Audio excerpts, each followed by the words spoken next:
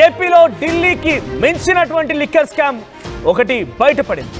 ఢిల్లీలో ఏకంగా 9,000 కోట్ల స్కామే, కానీ ఏపీలో జరిగింది 20,000 కోట్ల లిక్కర్ స్కామ్ అంటూ రాజ్యసభ ఎంపీ సానా సతీష్ సంచలన వ్యాఖ్యలు చేశారు.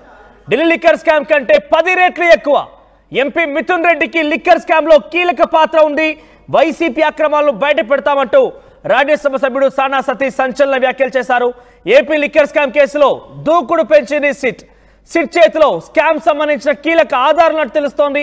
ఇక స్కామ్ కు సంబంధించిన కీలక ఆధారాలని ప్రభుత్వానికి సమర్పించబోతున్నారు Venkateswara Rao Srinivas. Beverages corporation chairman Vasudeva Reddy పైన 2004లో సిఐడికి ఫిర్యాదు చేశారు వెంకటేశ్వరరావు శ్రీనివాస్ ఇద్దరు కూడా. అయితే కీలక ఆధారాలు సమర్పించారు వారిద్దరు కూడా. ఆ ఆధారాలకు సంబంధించి బెవరేజెస్ కార్పొరేషన్ చైర్మన్ వాసుదేవరెడ్డి పైన కూడా సిఐడికి ఫిర్యాదు చేశారు. వెంకటేశ్వరరావు ఫిర్యాదును పట్టించుకొని సిఐడి అధికారులు చంద్రబాబు పైన నమోదైనటువంటి కేసులో కీలకంగా వ్యవహరించారు. ES Shouri, DGM Sharan, DE Satyaprasad, OSD Nageswara Rao, Anasuya Reddy. ప్రస్తుతం లిక్కర్ స్కామ్ కేసును పక్కదారి పట్టిస్తున్నారు సిఐడి అధికారులు అనే ఒక అనుమానం అయితే వ్యక్తమవుతోంది.